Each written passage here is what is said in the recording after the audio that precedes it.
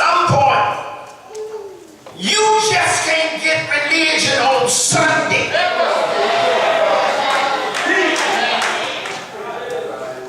It has to become a lifestyle. It has to become a change in your life. So the prophet says, he says that the word of the Lord came unto him saying, he says, I want you to go somewhere. He says, get thee hence. Turn thee eastward, hide thyself by the brook chariot that is before Jordan. Can I talk to you? Yes, sir.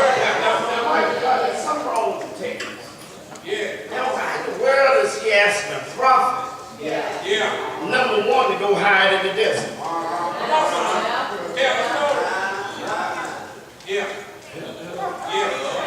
Number two, he getting ready to go hide where ain't gonna be no water in a few minutes.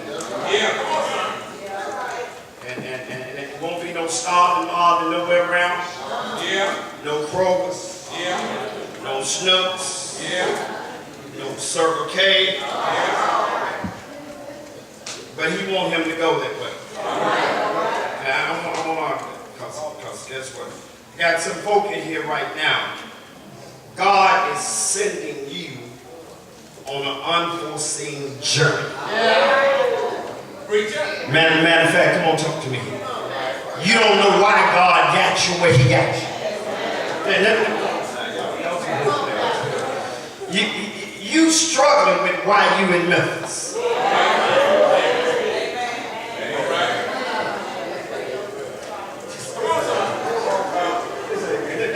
Let me talk to somebody on the back.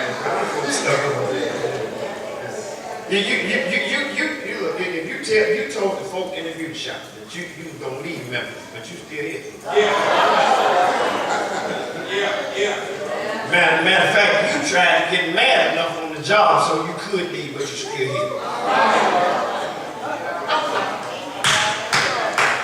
And God has you there.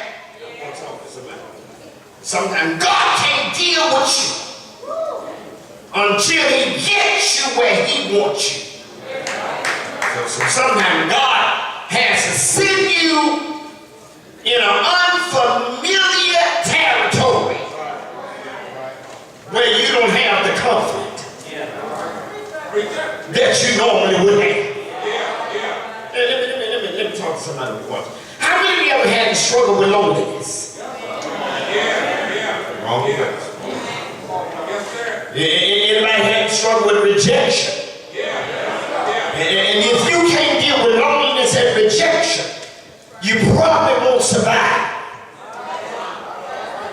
Because life is built on rejection and loneliness, so God can deliver.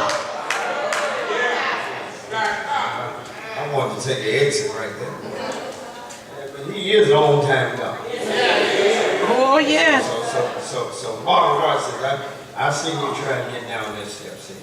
So sometimes God got to let you stay sick long enough. Let me go ahead and talk to you. Let me talk to you.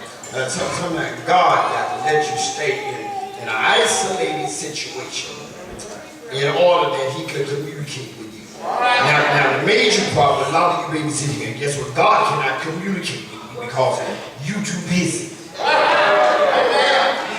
Number two, let me get this group in here. Watch it. You too busy. Number two, you too important. Number three, you too puffed up. See, God used you better when you broke. God used you better when you hungry. He used you much better when you crying. Because guess what? When you hurting, you don't wait for Sunday to praise God. Not when you hurt. Man, when you hurt, guess what? We ain't got to have no service not for you to start praising God. Not when you hurt, you praise God anyway. And when you want to get a healing. So we can get to it. In verse number 4, he says, "Then shall be that thou shalt drink of the brook, and I have commanded the ravens to feed thee there." Now, what's this? Come on. Sent into death.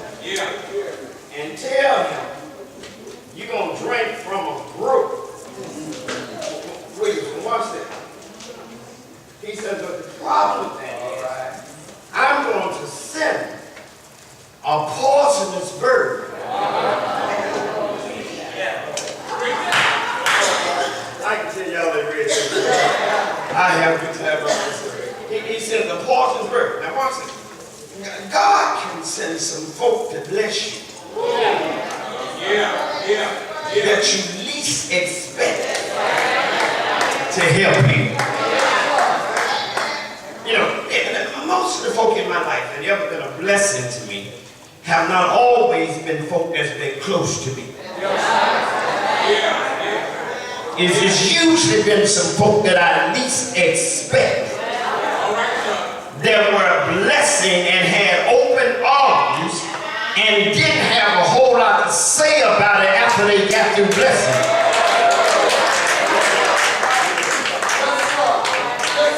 You ever had somebody do something and they just talk all the time? I was talking to somebody the other day, like, they make statements about, I just talk all the time. That's dangerous.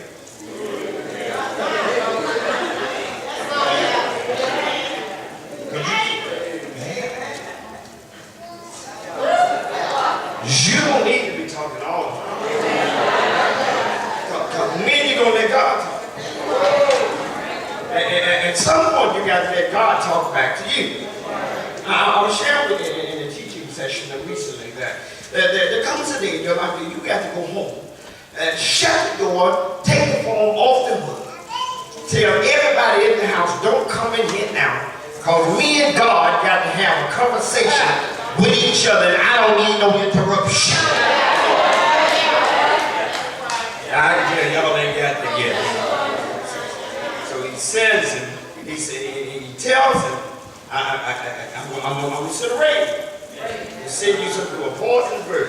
So he went and did according to the word of God. Now, why is it that we struggle with doing what God tells us to do? Right? He tells us the time when we give off.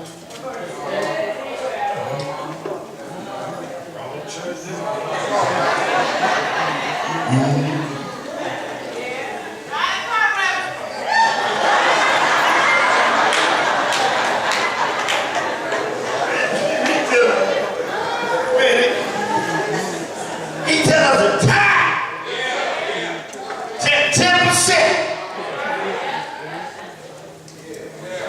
And you say, I ain't able today. You was able to go out last night.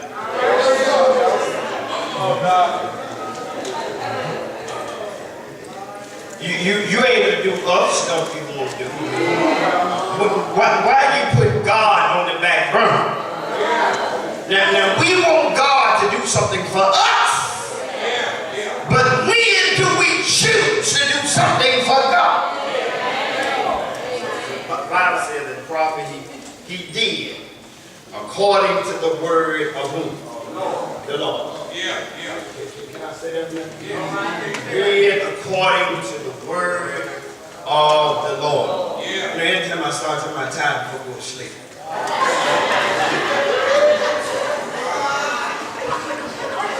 I'll be on that board in a minute. Yes, he did according to the word. He did. Now, what's so difficult about doing what God tells us to do?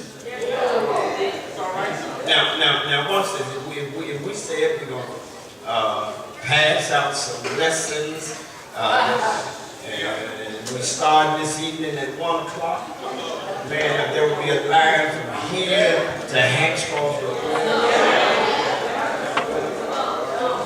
Now, God says, if you trust me, I'll bless you. Then why would you trust him according to his word? Now, let me be honest with you.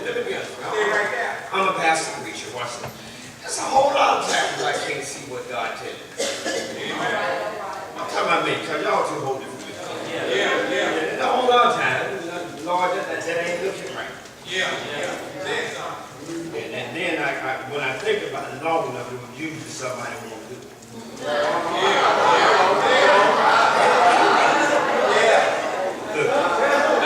Usually it was something Brodie made up in his mind.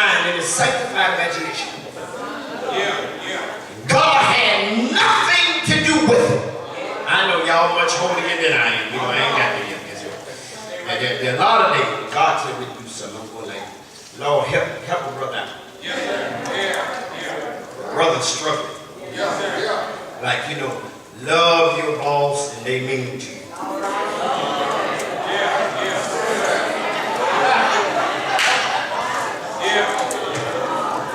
Do good to them and despite them.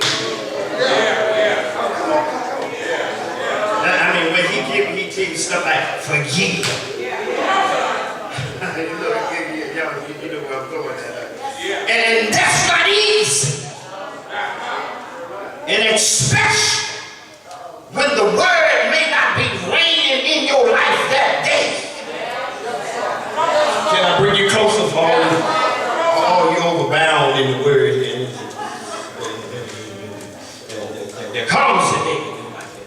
Spirit strive with man always.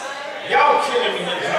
Acting like you about 99.9% spiritual all the time. Cut that foolishness out. You ain't spiritual all the time. You got flesh that rise up in you.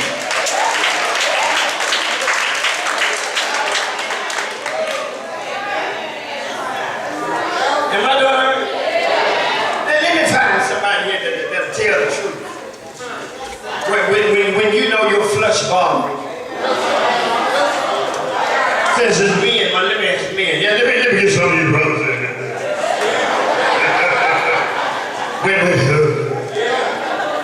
I know y'all can't sit there because you dig your old lady long. Let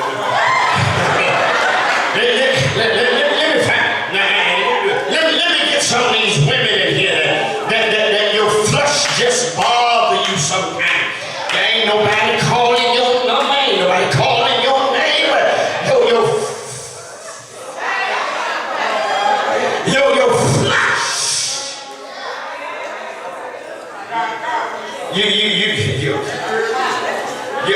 Your flesh want to be fed sometimes. Your flesh like what it like. It like how it look, it like how it smell. Y'all ain't saying nothing here. Y'all, I can't teach you. Wait until I get that up to you. I wish y'all said something on this front row.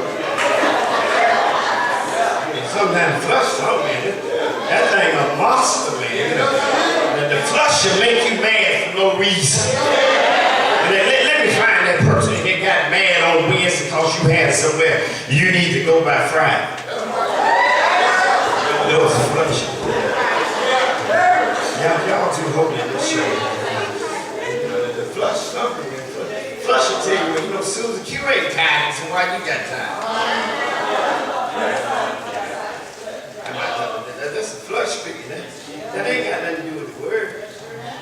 He said he did according to what the Lord told him to do. The Bible said he went and he dwelt by the brook of Cherith that is before Jordan.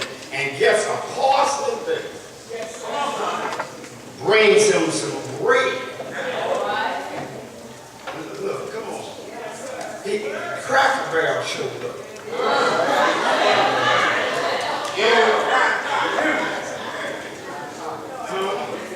Boys, IHOP's already here. Raven, a parson.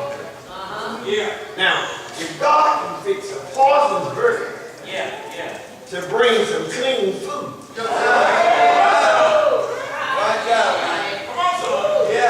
that means God had to purify it before it gets to the prophet.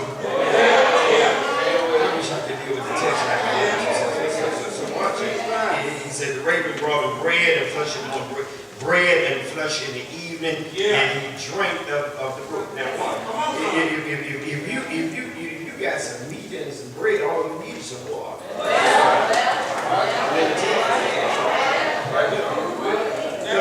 Come on. If you got some bread and some meat, you don't need it but a little something.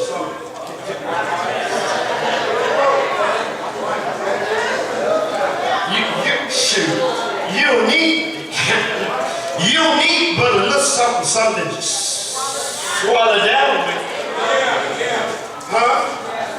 And bread. Look, gave him some breakfast. Gave him some dinner. Came back with some bread. And you gave him some dinner, some bread. Gave him some dinner. And guess what? 9 times out of 10 he had some leftovers. And I got a couple of you babies in here. You ought to thank God for the leftovers.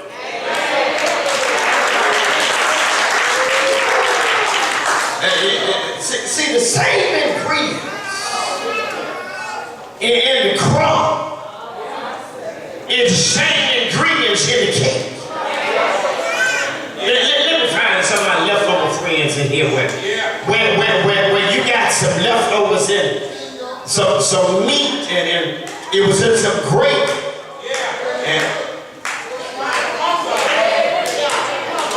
And seeing like that gravy had a way of just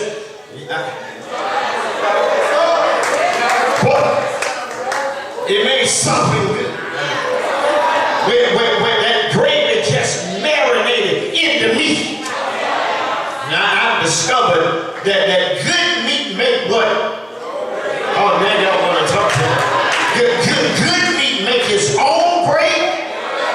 And let me know, y'all.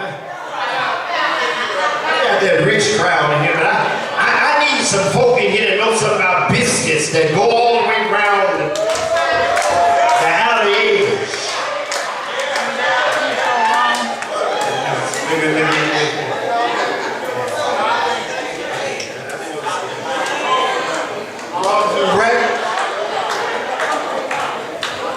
Brought me some dinner. Brought me some breakfast. Brought me some, and ain't no sense y'all talking about that was in the Bible. But look at you, look at God. He's still giving you some breakfast. Still giving you some dinner. Come back the next day. Give you some more breakfast. Give you some more dinner. Lord have mercy. God, I'm a priest this out. So I got to get some. That's why the Bible said Cain passed out the wild. So the brook right. Now I need to ask y'all a question. Now, Russell, how you gonna handle when your brook dry?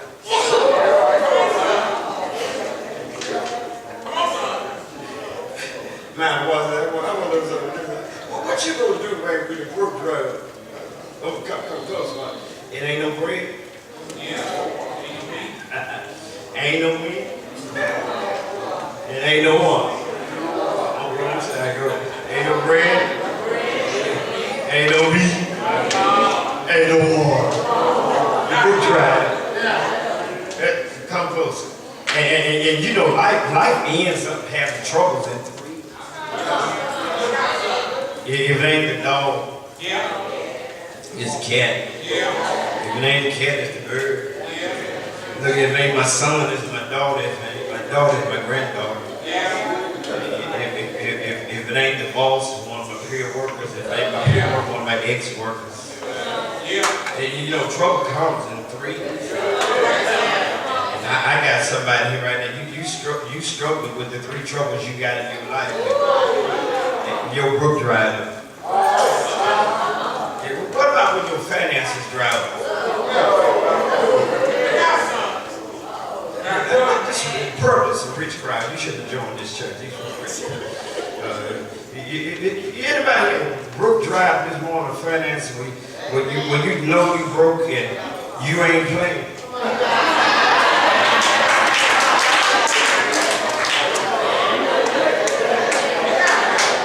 Get my high five, man. And you know you broke. I ain't playing.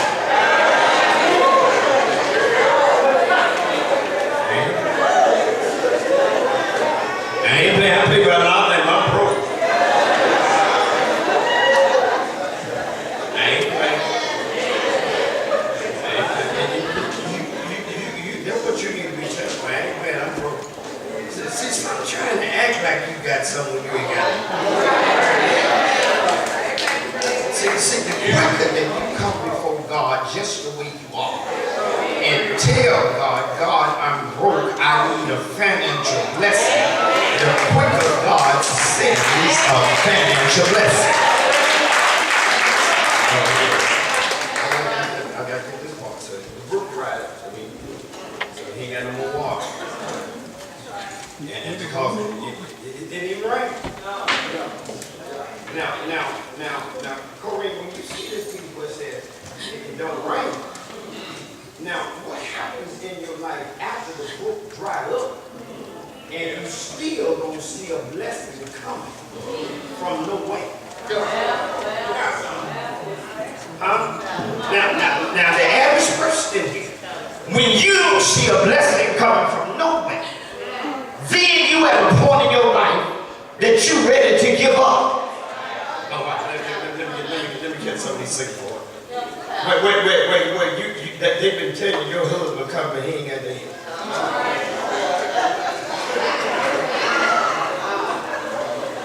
Don't bow your head there. They've been telling you your boy ass on the way. I wish I got some business I can't say no more. Your job on the way still ain't got there. Your miracle on the way seems like it ain't never coming. Yeah. Let me tell you something. God got you there for a reason. He wanted to dry up. He wants it to look like I'm not going to bless you. Because he wants to teach a lesson of patience. He wants to teach you a lesson of learning how to wait. Now, I want to help y'all with something before I go home. Guess what? Waiting is not easy. Have mercy. Let me get my professional counselors in here. Stop telling folk all you need to do is wait on the Lord. Have you ever noticed something? Folk that always say, wait on the Lord. If the folk can't wait.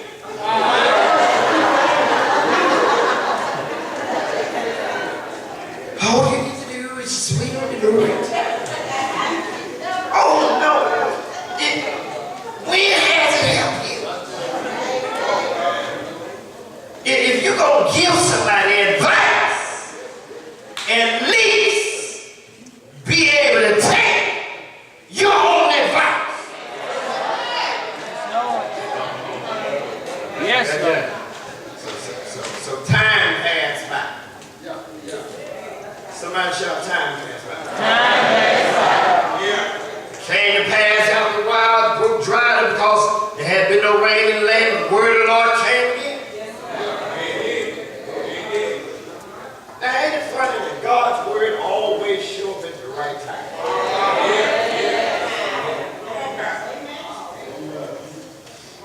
He says, here's what I want you to do. He says, get up now. Get up. Go to Zarephath, which belongs to Zion, and dwell there. He says, behold, I have commanded a widow woman there to sustain thee. He said, I got somebody that's going to bless you. Now, let me help you with something. Stop discounting folk that can bless you.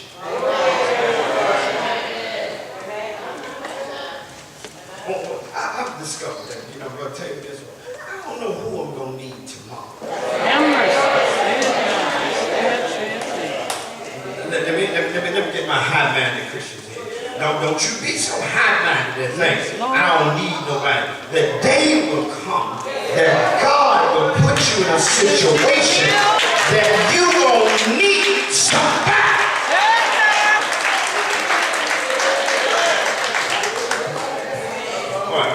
So let me get my parents here. Sometimes, it's fun. I get more calls from parents, not necessarily just parents, period, that want me to help their child get a job. Now, some of the parents that call me, they ain't never spoken to me a day in their life. I'm usually saying you should have spoken. 10 years ago. Man, it's amazing me folk, and they hear me preach at the church somewhere, I know. Come on, my son, I don't even know you. Why don't you at least say good morning? How are you? Praise the Lord and thank you, Jesus. And my point to that is you don't never know who you have to call on. I got folk to go there. It don't happen in this church, but I've been to other church where folks sit next to each other and can't talk to each other. I don't understand how you sit next to folks don't talk to them. Ain't none of y'all that cute that you can't talk to. Man, you ought to stop being so bougie in it. And I can't talk to everybody. You talk to everybody. You might be the main one have a flat right down the street. What?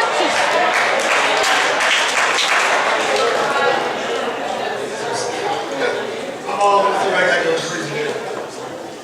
The Bible says, told me what his arrow about. He says, he arose and he got up. He goes to there. And when he came to the gate, he said the widow woman was there. Guess what she was doing? She was busy. What she doing? She was working. She was busy. She got some sticks. And he called her and said, fetch me, I pray you, a little water that I may drink. And as she was going to fetch it, he called her and says, bring me this prophet now. But we miss one point. The point that we miss is, he says, I pray. And then thank God that when you get ready to ask somebody for something, make sure you pray first. If you get ready to fill out for a loan, guess what? I dare you to pray before you fill the application out. If you get ready to go to school, pray before you fill out the application. Some of y'all say, I can get it because I got skills. You got skills, but you ain't got Jesus. Matter of fact, you need to pray, God touch the person on the other side. Yes, Lord. Yes, Lord. God go before. I ain't got enough sense to do it on my own. Have mercy. But I'm going to trust you. Yes, Lord.